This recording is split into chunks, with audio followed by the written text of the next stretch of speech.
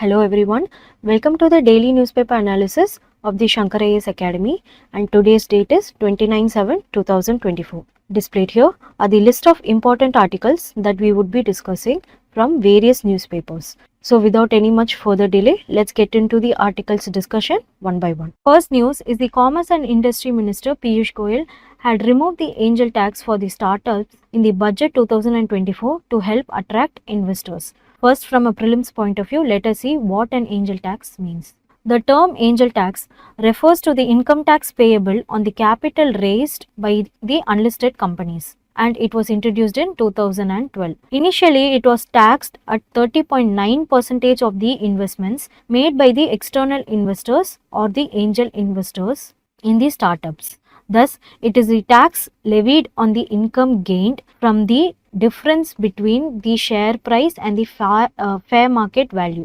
Fair market value is nothing but the price of an asset when buyer and seller have reasonable knowledge of it and are willing to trade without any pressure. Now let us see the general objectives of an angel tax. First, it is to curb money laundering and shell companies or the ghost companies. Next is to prevent tax evasion through inflated valuations. Third, to ensure a fair market value of shares, which can encourage genuine investments in startups eventually. And finally, to reduce black money and promote transparency. Moving on to the challenges of an angel tax. Angel tax in India poses challenges like valuation disputes leading to high tax demands. According to the Ernst & Young IVCA report, 73% of the startups have faced angel tax issues. According to the DPIIT, rupees 1,400 crore tax demands were raised on startups.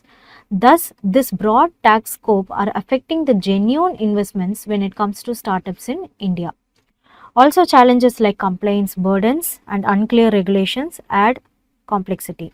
Despite exceptions from the DPIIT registered startups, many face challenges such as impact on their startup growth and innovation potential. In India, let us see what are the criteria for a startup to be recognized. First, a startup should be registered as a private limited company or a partnership firm or as a limited liability partnership firm. The turnover should be less than 100 crores in previous fiscal years. An entity shall be considered a startup up to 10 years from the date of its incorporation. And an entity formed by splitting up or reconstruction of an existing business shall not be recognized as a startup. Moving on to the recent changes in the angel tax. According to the Finance Bill 2023, the government has proposed to include foreign investors, that is, the fund raised by startups, including a foreign investor, will also be counted as an income and it is taxable. However, these foreign investors will not need to pay any angel tax when investing in a government recognized startup in India, which is similar to the provisions of domestic investors. According to the Union Budget 2024, it has announced the abolition of angel tax for all investors, which is effective from April 1, 2025. This move is expected to boost the Indian startup ecosystem, encourage entrepreneurship and support innovation. Let us see what are the expected benefits of an angel tax abolition. The abolition of angel tax is expected to remove a significant funding obstacle for startups, allowing them to access investments more freely and boost job creation and innovation across various sectors. The removal of angel tax is expected to simplify the taxation framework for startups and investors, unlock more domestic capital, and cement India's position as global startup hub. The abolition of angel tax is expected to significantly reduce the compliance burden and financial strain on startups, making it easier for them to raise early stage capital and focus on innovation and growth. Now let us see an MCQ related to an angel tax. Consider the following statements. Angel tax refers to the income tax payable on capital raised by unlisted companies. As per Budget 2023 and 24, startups certified with the Department of Promotion of Industry and Internal Trade are exempted from the angel tax. Select the correct statement using the code given. Option A, 1 only. Option B, 2 only. Option C, both 1 and 2. and option D neither 1 or 2. The answer is option A only, because the angel tax refers to the income tax payable on the capital raised by unlisted companies, which is right. The statement 2 is incorrect because as per budget 2023-24, startups registered with the Department of Promotion and Industry and Internal Trade are accepted from the angel tax. The certified ones will have to pay additional tax. So look into more information of what an angel tax. Now moving on to the next article. Second news is the news on ethanol blending. Ethanol used in petrol is now increasingly sourced from the maize and damaged food grains rather than the sugar. First, let us see what are the basics of ethanol blending. What is an ethanol? Ethanol is an agro-based product mainly produced from a byproduct of sugar industry called the molasses. It is a 99.9% pure alcohol that can be blended with petrol. What is ethanol blending? It is the practice of mixing ethanol with petrol. This is done to reduce greenhouse gas emissions, to achieve energy security, and to provide a boost to the agricultural sector. The nodal department of this process is the Department of Food and Public Distribution, or the DFPD, under the Ministry of Consumer Affairs. Now looking into the blending targets, E10 target has been achieved in 2022 with a target of 10% ethanol blending. The next E20 target is set to achieve 20% blending by 2023, which has now shifted to 2025 to 26. Let us look at various government initiatives when it comes to ethanol blending. First is the National Policy on Biofuels in 2018. The policy aims to achieve a 20% of ethanol blending target with petrol by 2030. It promotes the production of ethanol from various sources like sugarcane, corn and surplus food grains. Next is the Pradhan Mantri Jeevan Yojana scheme. It is launched to support the establishment of integrated bioethanol projects using biomass and other renewable feedstocks. It also aims to produce ethanol from agricultural waste, which helps in reducing pollution from stubble burning. What are the benefits of ethanol blending? It reduces greenhouse gas emissions, leading to lower air pollution. It helps in managing agricultural waste and reducing stubble burning. It reduces the import bill for crude oil, thus enhancing the energy security of our country. It provides an additional revenue for farmers, boosting the rural economy. And finally, it diversifies the energy sources and reduces the dependency, especially on the fossil fuels. Now let us see the challenges when it comes to ethanol blending. The first challenge is the limited availability of feedstocks like sugarcane and surplus food grains. It requires significant investment in ethanol production facilities and blending infrastructure. There is a need for supportive policies and regulations and a coordination between various stakeholders like farmers, producers and oil companies. The current status when it comes to ethanol blending is, as of 2022, India has achieved 10% of ethanol blending target. The government is now focusing on scaling up ethanol production to achieve 20% of the blending by 2025. Now let us look at the MCQ for this topic. Consider the following statements about ethanol blending program in India. Most of the ethanol production in India comes from B heavy molasses. Ethanol production capacity in India has doubled in the last decade. Ethanol blending can increase the fuel efficiency of vehicles.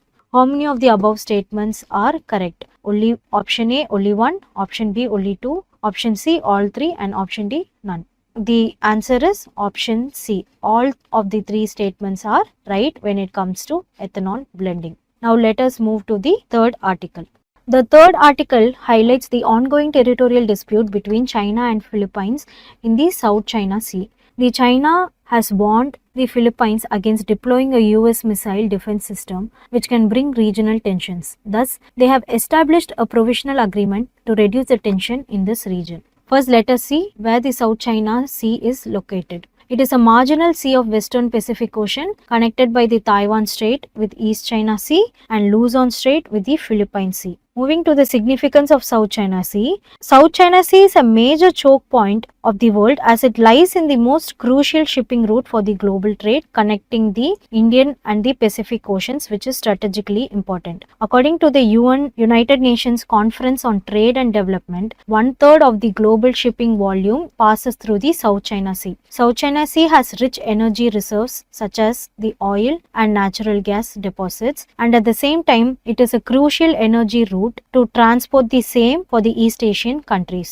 The South China Sea is an important fishing area for many Southeast Asian nations that are raising disputes over the fishing rights. Now let us look into the disputed regions when it comes to South China Sea. The region Second Thomas Shoal is claimed by China and Philippines. The region Paracel Island is claimed by China, Taiwan and Vietnam. The region Spratly Islands is claimed by China, Taiwan, Brunei and Philippines. And finally, the Scarborough Shoal is claimed by the Philippines, China and Taiwan. Note these disputed areas in map geographically, which is helpful for your prelims.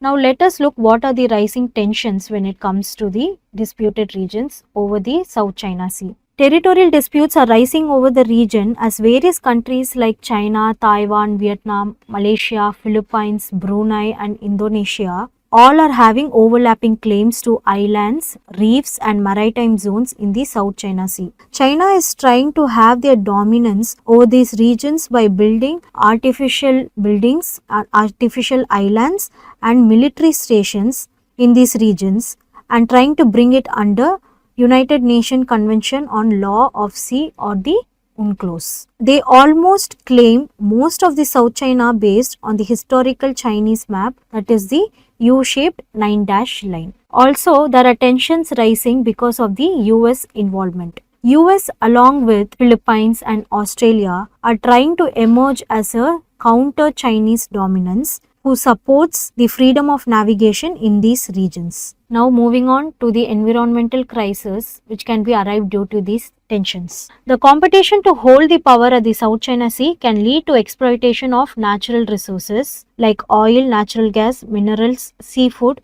thereby causing environmental degradation. Social issues like disputes over the South China Sea can impact the displacement of communities and affect their livelihood by eliminating their fishing rights. Now let us look at the MCQ related to this topic. Which of the following island is or are located at the South China Sea? The options are Paracel Island, Spratly Island, Pratas Island and Azore Island. Choose the correct answer, that is only 1, only 2, only 3 and all 4. The right answer is only 3, which is Paracel Island, Spratly Island and Pratas Island, while the Azore Island is located at the North Atlantic Ocean. Moving to the last article for today. The Union Budget of 2024-25 has brought changes in the long-term capital regime, particularly the withdrawal of indexation. First, let us understand what indexation means. It is a process of adjusting the price of an asset or an income in order to reduce or neutralize the impact of inflation on it. For example, consider the inflation rate of a financial year is 4%, then the salary of the people will also be increased by 4% in order to neutralize the impact of inflation in everyday life. The measurement used for indexation includes Consumer Price Index and Producer Price Index. Now let us see what is long-term capital. Long-term capital refers to the profit made from the sale of an asset held for a long period of time, that is minimum 1 year.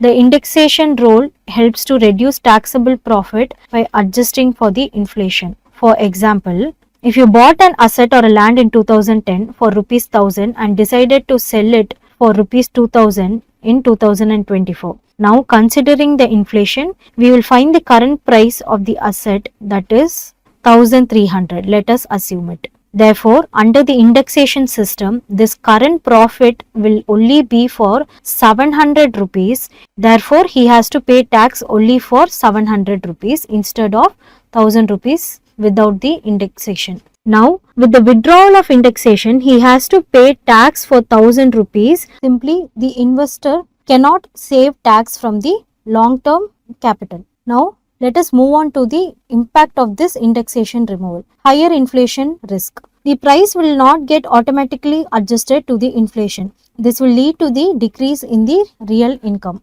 Next is the increasing tax burden on the investors. Capital gains tax may be applied to nominal gains rather than real gains. Thus, this will encourage investment and reduce the attractiveness of long-term investments. The next impact is the rising poverty risk.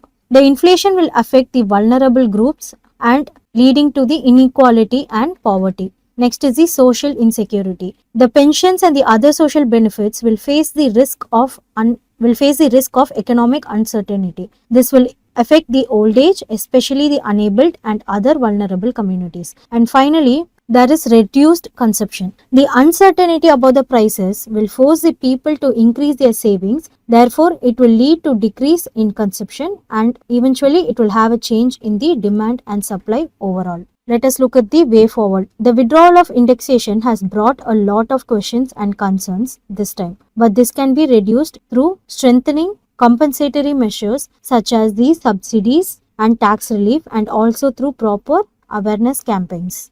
Now let us see the MCQ related to this topic. Consider the following statements. The removal of indexation can have negative impact on the lives of the people. The removal of indexation can affect the adjustment of prices and income in proportion to the inflation. Which of the following statement is correct? The answer is both. Both the statements are correct and statement 2 is a correct explanation of statement 1. Thank you for watching the video and don't forget to like, comment and share the video. And to further not to miss any other contents, subscribe to our channel. Thank you and have a nice day.